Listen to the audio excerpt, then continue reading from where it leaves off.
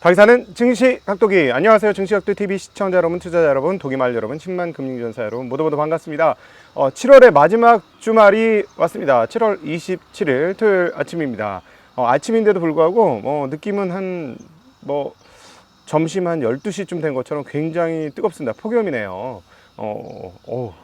지금 땀이 납니다. 벌써부터 8시 반 조금 넘은 시간인데 벌써부터 땀이 나는 그런 아침인데, 앞으로 한 2주간 굉장히 염이 우리를 괴롭힐 것 같습니다.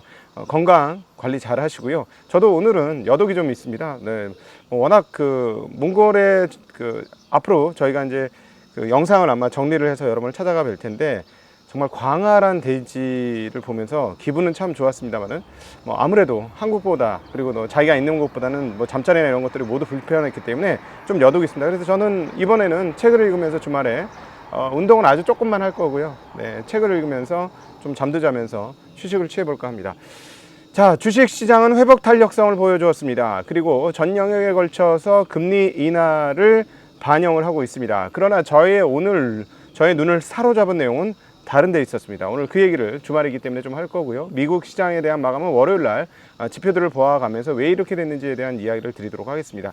많이 떨어졌던 증시들이 1% 이상의 강세를 보여주면서 회복하는 모습을 보여주었고요. 빅테크 주식들과 테크 주식들도 모두 1% 이상의 반등을 보여주는 그러한 모습을 나타냈습니다. 그렇기 때문에 조금 회복을 했기 때문에 좀 마음은 편안할 텐데, 2주간에 상당히 큰 폭의 조정이 이루어졌어요. 3% 이상의 조정이 각 주간별로 2주간 이루어졌기 때문에 조정이 이쯤에서는 끝날 수도 있겠습니다. 그리고 패시브 자금들이 이렇게 돌아다니면서 변동성을 크게 키웠는데요. 원래 보통 계속해서 말씀드리지만 변동성이 큰 폭으로 증가하는 것은 어떤 지수 상승의 끝점이나 지수 하락의 끝점일 때 보통 그런 일들이 많이 벌어집니다. 그래서 지난번에 이제 3조 달러짜리가 하루에 4%, 5%, 6%씩 올라가는 게 말이 돼? 근데 반대로도 그렇게 시가총액 상위 종목들이 하루에 7%, 8%씩 빠지는 게 말이 돼? 이런 말씀을 드렸었는데, 대체적으로는 어떤 랠리의 끝단에서 그런 현상들이 좀 발생하거나, 아니면 대대적인 추세 전환일 때 또 그런 일들이 발생하기도 합니다. 근데 제가 보기엔 추세 전환이라고 보기에는 조금 어려울 것 같고, 그리고 금리 인하가 기다리고 있기 때문에 그 추세 전환이 있으려고 할지라도 좀 막아주는 그런 역할을 할 것 같습니다. 자, 오늘 제일 중요한 포인트는 PCE 가격지수, 근원 PCE 가격지수들이 발표가 되면서 시장이 상당히 안심을 했는데, 제 눈을 사로잡은 것은 거기에 있지 않고 다른 데 있었습니다. 바로 이 부분인데요.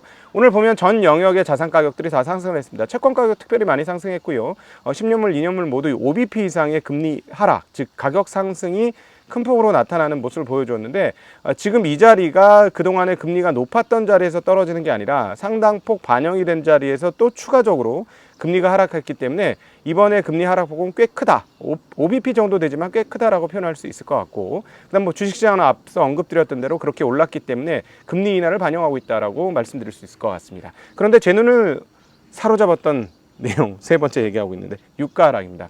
네, 보통 이제 금리 인하가 되고 경기 활성화가 될 거다 하면은 유가도 상승할 가능성이 좀 있는 것이죠. 그리고 달러 가격도 최근에 좀 떨어진 상태였기 때문에 유가가 오른다고 누가 뭐라고 할 상황은 아니에요. 근데 유가가 상승하지 못하고 떨어졌습니다. 2주간 계속해서 떨어지면서 지금 WTI 기준으로는 70달러 중반대를 향해서 유가가 떨어지고 있습니다.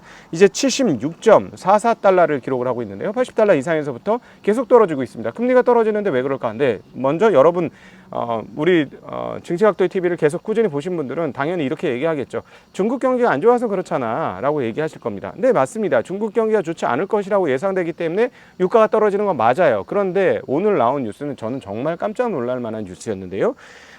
중국 경기 하강을 예상해서 유가가 떨어지는 건 맞습니다만, 데이터상으로도 이게 뭐야 하는 내용이 있었습니다. 바로 중국의 석유 수입 감소가 있었다라는 것이죠. 중국이 어떤 나라입니까? 세계 최대의 공장이에요. 압도적인 공장. 최대의 공장이자 이제 조만간에 최고의 공장이 될 가능성이 높은 나라가 중국입니다. 경기 하락으로 인해서 석유가 조금 들쓸 수도 있겠죠. 근데 전년 동기 대비 석유 수입이 10.7% 감소했습니다. 아무튼 정제유는 감소할 수 있어요. 정제유는 왜냐하면 자기네들이 다 정제를 원유 갖고 와서 정제를 하니까 정제유 수입 규모는 같은 기간 대비 32%나 이거는 급감이라고 표현하기가 뭐 적당하지 않고 폭감이라고 표현해야 할 것 같습니다. 이렇게 많이 빠질 수도 있나요? 원유 수입이 전년 동기 대비 10%가 빠졌다고요? 이거 좀 이상하지 않습니까? 저는 조금 이상합니다. 자, 그래서 오늘 아침에 빠르게 과거의 데이터들을 한번 살펴보았습니다. 항상 에너지 사용량은 계속해서 늘어나고 있고요. 에너지를 공급해 주는 건 점점 다양해지고 있습니다. 신재 에너지나 뭐 이런 것들도 나타나면서 말이죠. 그럼에도 불구하고 가장 많이 사용하는 것은 석탄, 석유, 가스예요. 특별히 발전을 위해서는 석탄, 석유, 가스가 3대 중요한 발전원이 되겠고요. 그 다음에 이제 석유를 많이 쓰는 것들을 보면 대체적으로 민생용, 그 다음에 이동용, 자동차나 뭐 이런 이동수산 용과 뭐 난방용 뭐 이렇게 나눠지는데 이걸 보면서 와, 이거 뭔가 큰 변화가 있구나.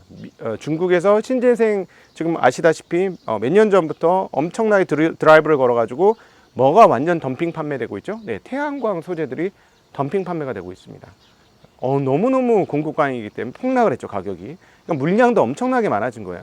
그러니까 뭐 한국에 옛날에 폴리실리콘 만드는 업체들이 막 잘 나가다 하루아침에 힘들어졌던 이유는 중국에서의 공급량이 너무 많았기 때문입니다. 중국이 공급량이 많은 거는 중국의 산업 패턴은 항상 그렇습니다만 정부가 이거 하겠어 하고 하면 잠깐 외국어 잠깐 쓰겠습니다. 우리 나이 또래는 잘 아실 텐데 이 땅 하면 완전히 그냥 쫙 수백 개 업체들이 달려들면서 결국은 공급광임을 만들어내죠. 최근에는 어떻습니까? 2차 전지하고 전기차가 그런 모습을 보여주었죠.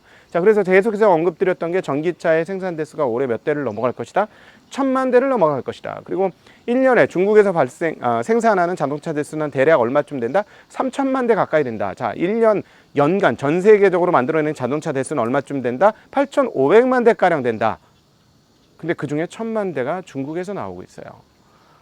그러면 중국에서의 자동차에서 사용하는 석유의 양은 어떻게 된다? 논리적으로 올해 하나만 산술적으로 계산을 해보면 석유 사용량이 3분의 1 이상이 급감한다. 맞습니까? 틀립니까? 물론 이제 기존의 자동차가 나와 있으니까. 근데 또 뭐가 있죠?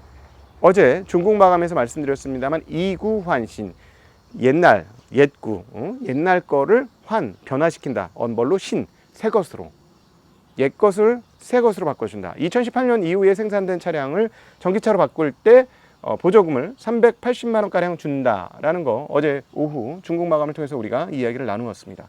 자, 이런 뉴스들이 석유 가격에 타격을 미쳤을 수 있다고 생각하는데 오히려 그거보다도 뉴스로 인한 가격 하락이 아니라 전년 동기 대비 무려 석유 수입이 10.7%나 감소했다는 이 사실이 저는 개인적으로 다른 게 눈에 하나도 안 들어와. PC 가격대에서 뭐 이 정도 안정될 줄 알았지 뭐. 2.6% 나왔습니다. 전년 대비 2.6%. 근원 PC가 전년 대비 2.6% 났고요.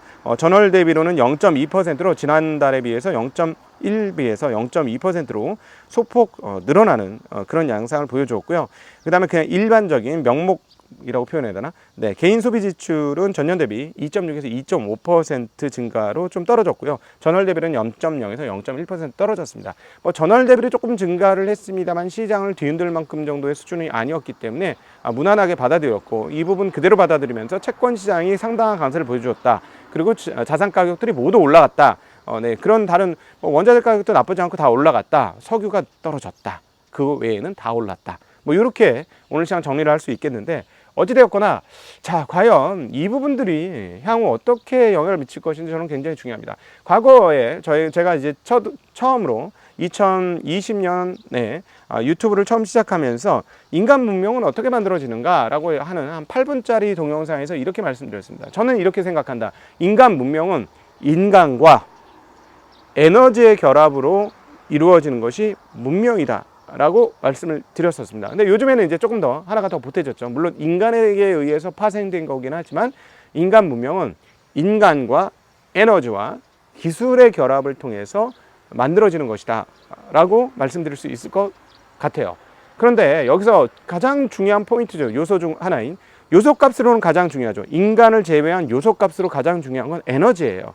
근데 에너지가 고도화되죠. 처음엔 뭐죠? 부피가 매우 큰 거에서부터 부피가 작은 것으로, 에너지 열량이 작은 것에서부터 에너지 열량이 큰 것으로 변화되는데, 나무에서 석탄으로, 석탄에서 석유로, 이제 석유에서 전기로 바뀌게 되는 거죠. 석유에서 전기로 바뀌는 이 과정들이 나타나는데, 그 중에 제일은 어디더라? 중국이더라 라고 표현할 수밖에 없는 일이 이루어졌고, 드디어 중국에서 석유 사용량이 줄어들기 시작하는 것 아니냐 라는 깜짝 놀랄 만한 뉴스가 있다는 거죠. 여러분, 그 전 세계 에너지 사용량과 석유 사용량을 보시면, 그동안에는 에너지는 곧 석유 또는 석탄, 석유 뭐 이런 것들이요, 그러니까 화석 연료였기 때문에 계속 우상향합니다. 계속 한 번도 쉬지 않고 우상향해요. 그러니까 에너지 사용량의 우상향은 디폴트 값이고, 그 중에 가장 많은 에너지 사용 증가 지역은 아시아예요. 근데 이게 웬일입니까? 굉장히 논란 사건이 벌어졌고, 자, 그렇다면 에너지 대전환의 시대가 지금 펼쳐지기 시작했다. 그래서 드디어 석유에서부터 전기로의 전환이 진행되고 있는데, 그동안의 전기는 매우 효율이 높은 그 에너지 공급원이었습니다만, 보관상에 굉장히 어려움이 있었기 때문에 뭐랄까, 이동수단에 활용하기가 매우 어려웠습니다. 그래서 그냥 전봇대를 꼽아서 쭉쭉 줄 때는 너무나 편리하고 강력한 에너지원이었었는데, 이제 2차 전지를 통해서 에너지 보관이 가능해지면서 시대가 굉장히 크게 변화되기 시작했다는 거죠. 물론 가장 결정적인 에너지원으로 자리 잡기 위해서는 전투력을 강화하는 데 사용되는 에너지원이 되어야 할 것입니다. 그러니까 무기 체계에서 사용되는 에너지원이 되면 더할 나위 없이 강력한 에너지원이 될 것이다 라는데, 아직까지 거기까지는 이르지 못했죠. 그러나 소형 드론이나 이런 것에서 우리가 확인할 수 있듯이 매우 빠른 속도로 전쟁 물자에서도 전기가 사용되기 시작하고 있습니다. 그리고 이 시간은 제 느낌으로는 그렇게 오래 걸리지는 않을 것 같습니다. 그래서 오늘 아침에 저는 너무 깜짝 놀랄 만한 뉴스 때문에 여러분들에게 전해드려야 될 가장 중요한 지표인 PC 가격 지수가 눈에 하나도 안 들어오더라 라는 말씀을 드리면서, 이 PC 가격 지수와 함께 채권 가격이 굉장히 큰 폭으로 올랐고, 이거는 큰 폭으로 올랐다고 표현할 수 있을 것 같아요. 왜냐하면 계속 올라가던 상황에서 추가로 더 올랐기 때문에 굉장히 많이 오른 거다라고 표현할 수 있을 것 같고요. 드디어 시장은 완벽하게 지금 금리 인하를 반영하기 시작했다. 그것도 2번 이상의 금리 인하를 반영하기 시작했다라고 볼 수 있겠습니다. 그래서 오히려 현재 오늘의 추세를 보면 컨센에선 반영이 안 됐지만 7월에 금리 인하 어떻게 할 것이냐 라는 생각이 듭니다. 그리고 또 하나 중요한 나라는 일본이 되겠죠. 일본의 엔화 가격은 이번에 금리 인상을 반영하고 있습니다. 만약에 또다시 일본은행이 주저한다면 아시아권 통화권에서 굉장히 큰 변동성이 일어날 수도 있다는 점은 같이 감안하셔야 되는 대목이 아닐까 싶습니다. 뜨거운 여름이 시작됐어요. 방송하는 동안에 등줄기에 땀이 줄줄줄 흐르고 있습니다. 특히 더울 때일수록 건강관리 잘 하셨으면 좋겠고요. 그렇다고 또 너무 에어컨에 노출되시면 냉방병 걸릴 수도 있으니까 몸 관리 잘 하셨으면 좋겠고, 잠 많이 자는 게 보약이 아닐까 싶습니다. 행복한 주말 되십시오. 감사합니다. 안녕.